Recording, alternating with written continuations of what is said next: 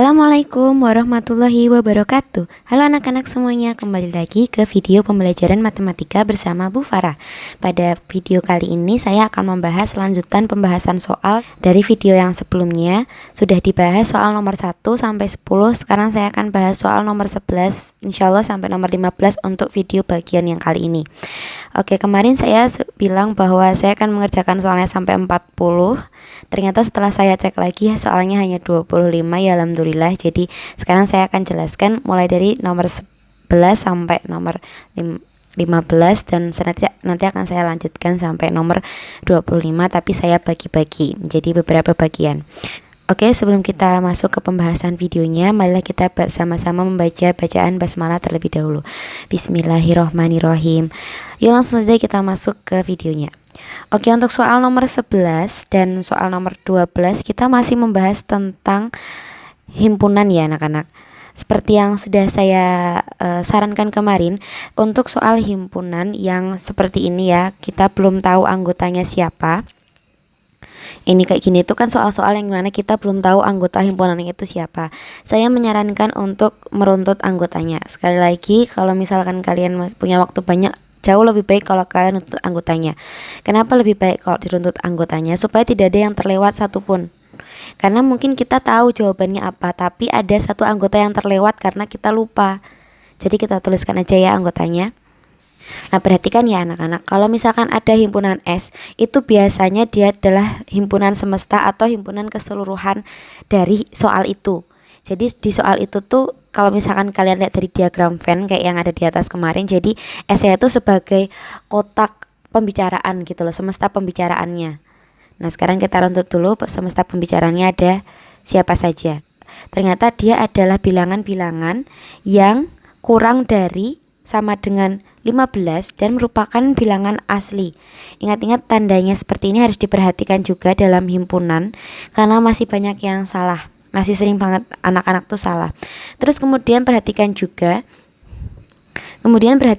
bahwa si anggota semesta ini adalah bilangan asli. Berarti anggota semestanya dia mulai dari angka 1. Nah, dari angka 1 ini lanjut terus sampai 15. Nah, kenapa sampai 15? Karena semestanya itu adalah seluruh bilangan yang mana dia bilangan asli, berarti dia mulai dari angka 1. Perhatikan ya, bilangan asli mulai dari angka 1 dan dia berlanjut terus angkanya. Bilangan asli itu runtutan bilangan bulat positif ya. Nah, itu runtut terus angkanya sampai 15 karena dia diketahui anggotanya itu yang kurang dari dan sama dengan 15. Berarti semua bilangan asli yang kurang dari 15 dan 15 ya. Perhatikan tandanya ini. Nah, kalau tandanya seperti ini, tidak ada tanda coret di bawahnya, berarti 0 dan 10 ini tidak masuk dalam anggota. Bisa dipahami? Kalau dia ada tanda coretnya berarti ya 15 termasuk dalam anggotanya. Tetapi kalau tidak ada tanda coret di bawah kurang dari ini, berarti si 0 sama si 10 tidak masuk sebagai anggota dari P. Bisa dipahami ya? Jadi anggota himpunan P adalah bilangan prima, berarti kita mulai dari 2. Maaf yang kemarin itu, maaf sekali saya salah tulis karena saya terdistraksi dengan bilangan ganjil. Aslinya bilangan prima itu tidak mulai dari angka 1 ya, tapi angka 2. Maaf banget. Jadi bilangan prima itu mulai dari angka 2, terus 3, 5, dan 7. Karena dia kurang dari 10 berarti berhenti di sini. 9 bukan bilangan prima ya, ingat-ingat. Kemudian yang himpunan Q itu anggotanya semua bilangan faktor dari 15. Bilangan faktor itu maksudnya tuh angka-angka yang kalau dikalikan akan menjadi 15. Jadi kalau mau mencari faktor dari 15 tuh kayak gini caranya. Nah, kalian buat pohon faktor. 15 itu bisa kita kalikan 1 dikalikan dengan 15. Itu pertama. Kedua, kita bisa mengalikan angka 3 dengan angka 5. Hasilnya juga 15. Kemudian kita bisa mengalikan yang mana lagi? 5 dikali 3. Nah, karena ini sudah kembali lagi kembali, maksudnya 5 dikali 3 dan 3 dikali 5 kan sama. Ya udah berarti itu nggak usah ditulis. Jadi faktor-faktornya hanya ini saja. 1, 3, 5, dan 15. Itu adalah faktor-faktor dari 15. Itu adalah bilangan faktor dari 15 yang kita cari tadi. Nah, oke, masuk ke pertanyaannya. Pertanyaannya adalah P union Q aksen. Ingat, kalau union berarti semua anggotanya ditulis. Union juga sama seperti gabungan. Kalau misalkan kalian bingung union itu apa, union itu gabungan, sama aja. Terus perhatikan juga di sini ada aksen, berarti nanti kita mencarinya P union Q yang diaksen. Oke. Nah, kebetulan unionnya atau operasi gabungannya itu ada di dalam tanda kurung. Berarti harus kita selesaikan terlebih dahulu P digabungkan dengan Q, baru kita aksen. Nah, ini ada dua operasi. Memang ini operasi campuran himpunan. Oke. Nah, sekarang P union Q terlebih dahulu kita selesaikan. Untuk himpunan itu saya suka menyelesaikannya satu persatu ya, biar yaitu sekali lagi biar tidak terlewat satupun anggota, karena jika ada satupun anggota yang terlewat ya udah itu artinya salah. Oke, jadi P union Q itu berarti gabungan dari himpunan P dan himpunan Q. Oke, kita gabungkan sekarang. Jadi anggotanya itu ada 1, 2, 3, 5, 7, dan 15. Nah, untuk anggota yang sama seperti 3, 5, nah itu kan sama, cukup dituliskan satu kali aja, itu sudah mewakili. Jadi maksudnya ada anggota 1, 2, 3, 5, 7, dan 15 yang merupakan gabungan dari dua himpunan ini. Di soal yang harus kalian cari adalah P union Q aksen. Nah, kalau seperti ini berarti kita mencari semua anggota semesta. Saya tuliskan ya. Sekarang kita masuk ke yang ini. Nah, cari semua anggota semesta di situ tadi yang tidak ada 1, 2, 3, 5, 7, dan 15. Sehingga jawabannya adalah 4, 6, 8, 9, 10, 11, salah. Sorry, 11, 12, 13, dan 14. Sehingga jawabannya adalah yang B. Oke, lanjut ke soal nomor 12. Masih tentang himpunan ya. Diketahui P sama dengan bilangan faktor dari 8, terus banyaknya himpunan bagian P yang memiliki 2 anggota. Himpunan bagian itu bisa dicari dengan 2 cara, tapi sebelum kita masuk ke himpunan bagian, kalian harus tahu dulu anggota dari himpunan P itu ada berapa anggota, ada berapa isinya, di situ ada berapa angka gitu. Nah, caranya kalian harus meruntut anggotanya seperti yang tadi saya sudah bilang. P sama dengan 8 itu bisa berasal dari perkalian 1 dan 8, bisa juga berasal dari perkalian 2 dan 4. Ada yang lain lagi? Gak ada, karena yang berikutnya adalah 4 dikali 2, berarti kembali lagi ke yang tadi, gak usah ditulis. Sehingga faktor-faktor dari 8 adalah 1, 2, 4, dan 8.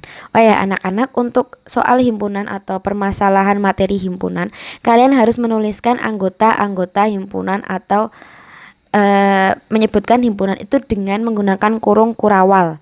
Kurung kurawal tuh kayak gini. Nah, harus seperti itu. Jadi nggak boleh sembarang kayak gini. Ini nanti namanya bukan himpunan. Oke, diingat-ingat ya. Kalau misalkan kalian mau menyatakan himpunan, gunakan kurung kurawal. Oke, kembali lagi ke soal nomor 12. Sekarang pertanyaannya banyak semua himpunan bagian dari P. Ini kalian bisa meruntut anggotanya satu-satu. Itu cara yang pertama. Nah, jadi maksudnya kita membuat himpunan-himpunan dari ini tadi angka-angka 1, 2, 4, dan 8, tapi dibikin isinya 2. Jadi misalnya kayak gini.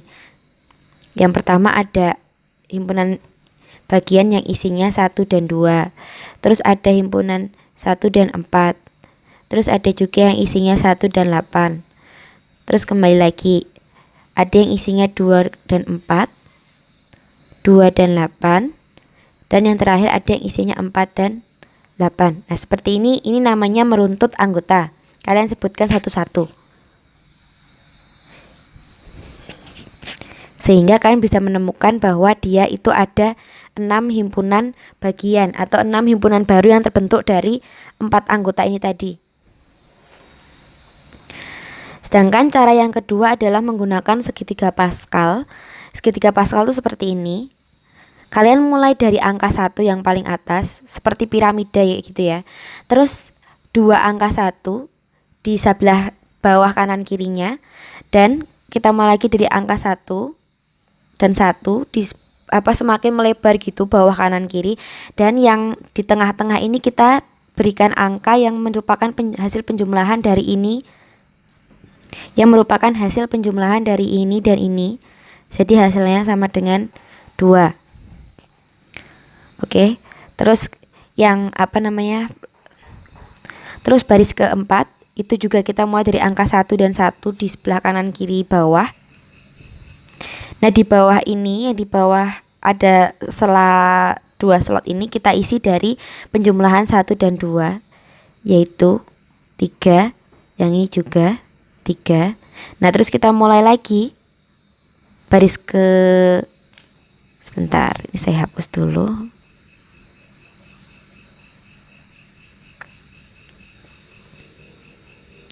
Kita mulai lagi seperti ini. Ini juga sama, slot-slot yang kosong ini kita dapatkan dari penjumlahan yang atas-atasnya ya. Ini 4, 6 dan 4. Nah, dalam hierarki segitiga Pascal kita mulai dari ini. Jadi kalau misalkan P ini kan dia anggotanya ada 4, 1, 2, 3, 4. Nah, berarti dia posisinya di sini. Ini himpunan yang punya 4 anggota. Himpunan kuasanya itu ada 4 anggota. Nah, kalau yang ini himpunan kuasanya punya 3 anggota. Untuk yang ini berarti punya 2 anggota. Dan yang ini punya 1 anggota. Nah, mulai dari sini cara membacanya, ini adalah miliknya himpunan kosong. Ini adalah himpunan bagian yang memiliki 1 anggota. Jadi kan kalau ini tadi kan himpunan bagian memiliki 2 anggota ini. Nah, kalau yang 4 yang saya lingkari barusan ini adalah himpunan bagian yang memiliki 1 anggota. Kemudian yang di tengah ini, nah inilah himpunan bagian yang punya 2 anggota. Jadi jawabannya adalah 6, sama kan? Terus yang ini himpunan bagian yang memiliki 3 anggota. Dan yang ini himpunan bagian yang memiliki 4 anggota, yaitu ya si himpunan kuasanya itu sendiri. Oke, itu untuk cara kedua, yaitu segitiga Pascal. Cara manapun yang kalian pakai boleh, yang penting kalian nyaman dalam menggunakannya dan kalian bisa. Oke. Nah, nomor 13, hasil survei tentang penggunaan aplikasi pada saat pembelajaran disajikan tabel ini. Banyaknya siswa yang menggunakan aplikasi Classroom itu ada 20 total keseluruhannya. Kemudian yang pakai WhatsApp ada 14, yang pakai keduanya 12, dan lainnya ada 5. Ini kalau misalkan kita buatkan diagram Venn-nya, nah kita bisa buat diagram Venn-nya, bisa kita gunakan untuk mencari pertanyaan dari soal nomor 13 ini, yaitu banyaknya siswa itu totalnya sebenarnya ada berapa. Seperti ini ya, saya buatkan diagram Venn-nya. Nah, seperti ini diagram Venn-nya. Yang lingkaran merah itu adalah anggota siswa-siswa yang menggunakan Google Classroom. Untuk lingkaran yang biru adalah siswa-siswa yang menggunakan WhatsApp. Nah, untuk ini maka anggota-anggotanya yang pertama pengguna Google Classroom itu ada 20 total keseluruhannya. Terus yang menggunakan WhatsApp ada 14 total keseluruhannya, ingat-ingat. Dan yang menggunakan aplikasi lainnya itu ada 5 anak. Dan yang menggunakan Google Classroom plus WhatsApp, berarti di antara Google Classroom dan WhatsApp itu digunakan semua itu ada 12. Nah, jadi yang menggunakan Google Classroom aja, jadi yang ini tok, yang anggotanya hanya ini, tanpa bergabung dengan WhatsApp itu ada berapa? Nah, itu caranya kalian bisa kurangi 20 dengan 12. Jadi pengguna Google Classroom aja itu hanya 8 siswa. Kemudian untuk pengguna WhatsApp saja yang tidak menggunakan Google Classroom juga, ya caranya juga sama, 14 dikurangi 12, sehingga pengguna WhatsApp saja itu ada 2 siswa. Oke, sehingga total siswa yang disurvei itu adalah yang pengguna Google Classroom saja, ditambah pengguna keduanya, ditambahkan pengguna WhatsApp saja, dan pengguna aplikasi lain selain Google Classroom dan WhatsApp.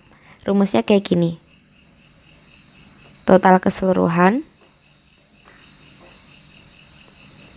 itu sama dengan pengguna Google Classroom saja ditambah pengguna WhatsApp saja ditambah pengguna keduanya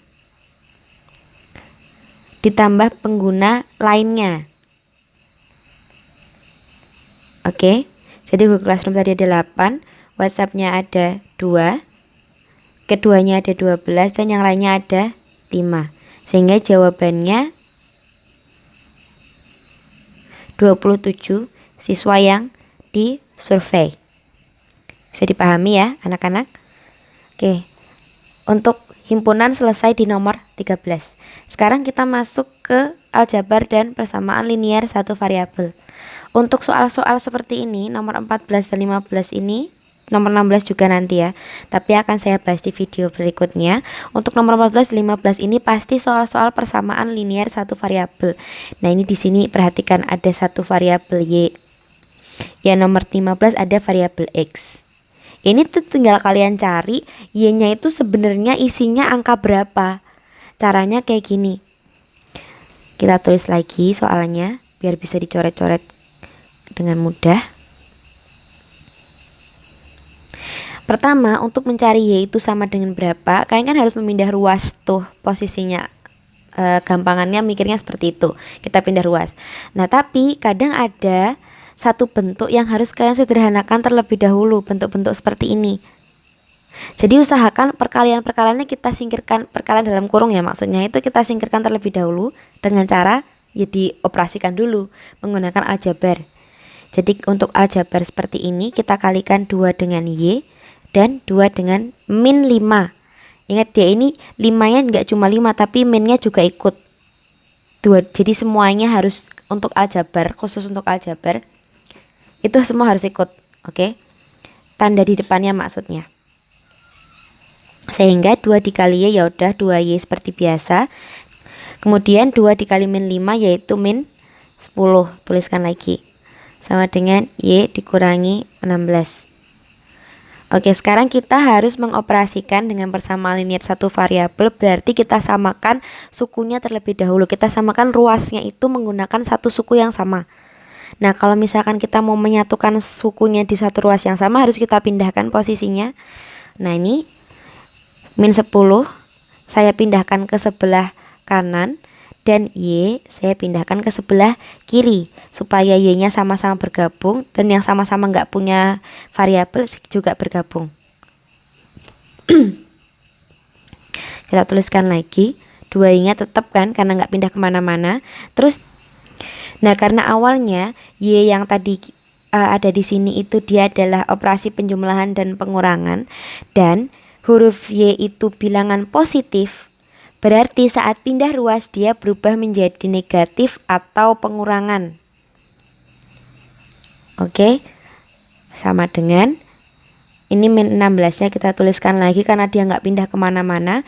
Di sampingnya ada min 10 yang sudah pindah ke ruas kanan. Ingat-ingat karena dia negatif 10 dan berasal dari operasi pengurangan dan penjumlahan, maka saat pindah ruas dia berubah menjadi penjumlahan. Ini sering banget salah, jadi tolong diperhatikan dengan baik. Perpindahannya itu loh yang sering salah tandanya. Oke, kalau sudah langsung kita kerjakan. 2Y dikurangi Y. Ingat-ingat Y itu maksudnya sama dengan 1Y ya, cuman satunya nggak kita tulis. Ingat-ingat baik-baik. Sehingga 2Y dikurangi 1Y sama dengan yaudah 1Y biasa.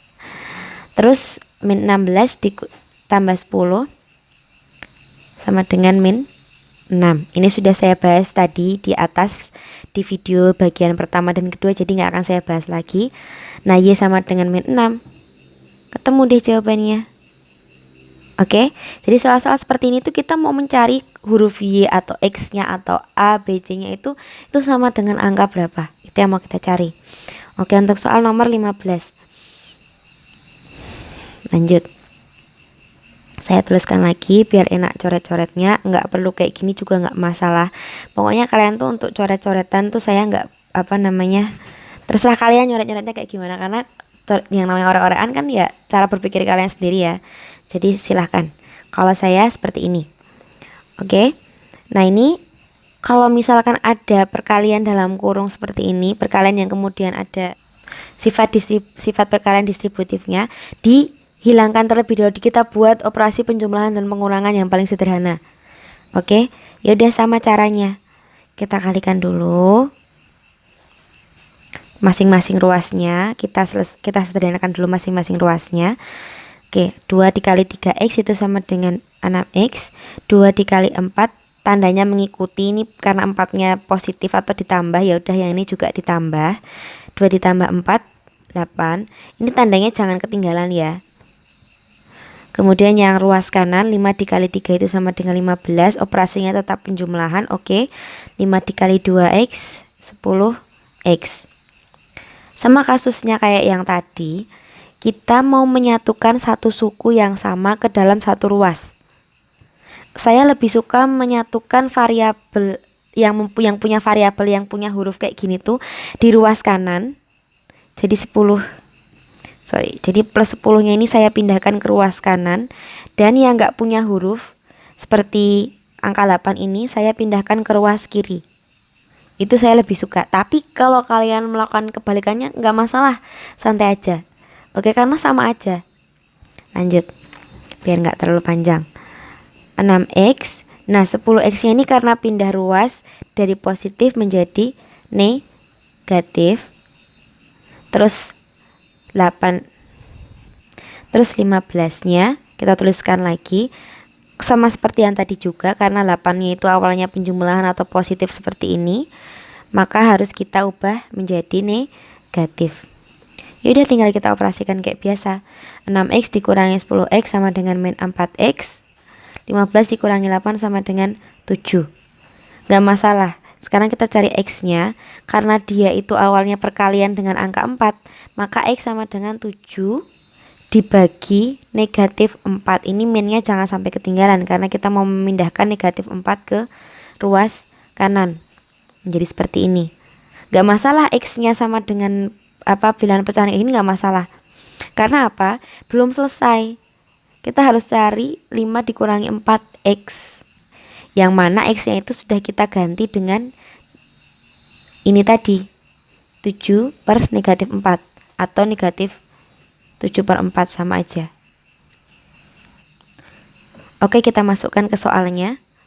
5 dikurangi 4x, x-nya kita ganti dengan min 7/4. Ini bisa kita coret, 4-nya bisa kita coret seperti ini, boleh. Nah, perhatikan ini ya, 5 dikurangi negatif 7. Jangan salah, ini negatifnya nggak hilang kemana-mana, tetap seperti ini. Sehingga kita punya 5 ditambah 7. Seperti yang sudah saya bilang di pembahasan-pembahasan sebelumnya, kalau negatif bertemu dengan pengurangan akan melebur menjadi tanda penjumlahan. 5 ditambah 7 hasilnya 12. Oke, sampai di situ dulu pembahasan saya dari nomor 11 sampai 15. Sekali lagi mohon maaf kalau terlalu panjang, karena saya berusaha menjelaskannya secara detail. Ya mungkin memang ada yang terlewat sedikit, tapi saya berusaha semaksimal mungkin ya. Jadi semoga video ini membantu kalian dalam belajar. Terima kasih. Assalamualaikum warahmatullahi wabarakatuh.